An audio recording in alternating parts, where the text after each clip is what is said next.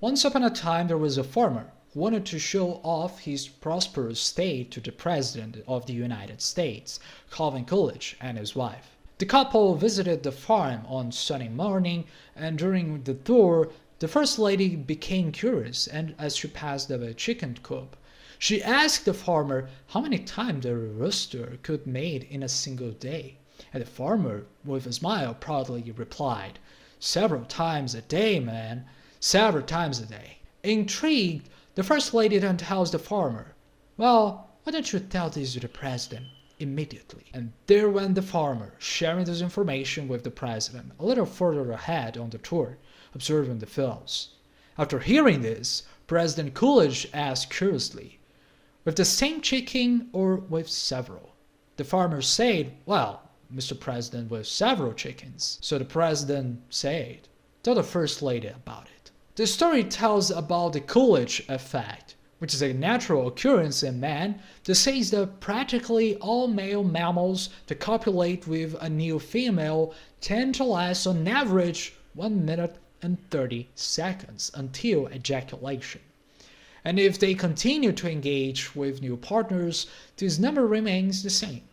While for females, the same time to reach sexual peak would end up being 20 minutes. However, if the male and the female continue to mate, that is, if they do not change partners, the average time for the male can reach up to 7 minutes before reaching the climax, while the females reduces it to 14 or 15 minutes. In other words, they find balance. And now, the male who continued with his partner only needs to give 2 blows and his female is satisfied, just like him. But this seems also to me to reflect one of the big problems that men tend to have, and not just sexually, but in life as a whole. Sigmund Freud talked about how men tend to have what he called a castration complex, which would be in a way a fear of losing your penis.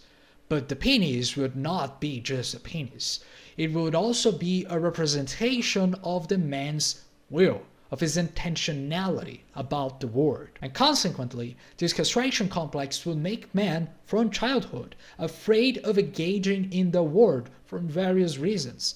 Not afraid of dying, but afraid of losing their will, their capacity, or their own power.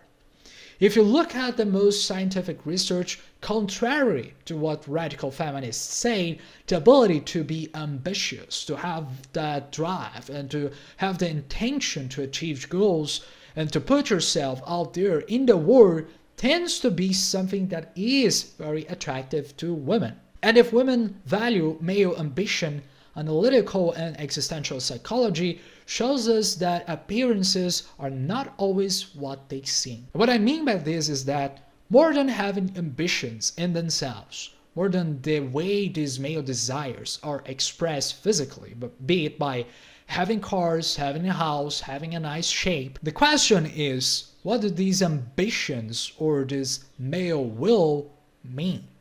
What does having ambition or expressing your will in the world really mean? And if you imagine that ambition in the Oxford Dictionary means a pretension, a strong desire or a longing for achieve a certain goal, it becomes clear that we can only aspire to certain things that, most of the time, do not exist here at the moment. In other words, it will be a vision of that which can come to be. Despite the present moment, things that will have a future.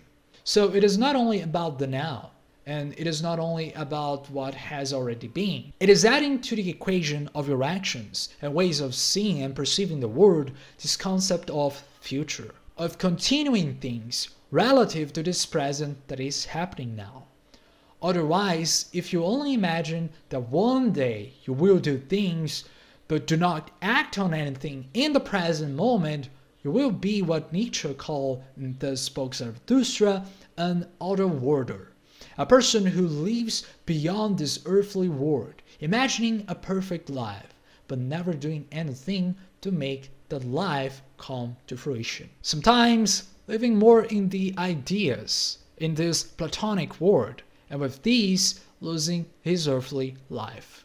Something that Nietzsche himself did throughout his life, and perhaps he wrote to us as a form of warning. This is not about remaining stagnant and only imagining an ideal future.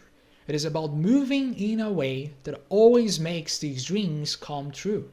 This is the aspect of what the Greeks and even the Stoics called the essence. The essence is that which remains, which continues. It is the human soul, which no matter when or where it is expressed, it always continues to be. What does this mean? Well, if you want something in your life, perhaps not achieving it can bring you these negative emotions.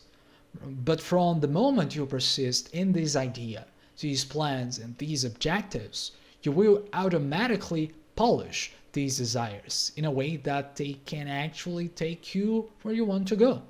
That is, your essence remains despite the existence you end up having. This is what leads the Stoics, the Buddhists, and even the samurai to talk about the determination of the mind. Because if you keep them in your mind, you will have them as if it was a huge marble stone.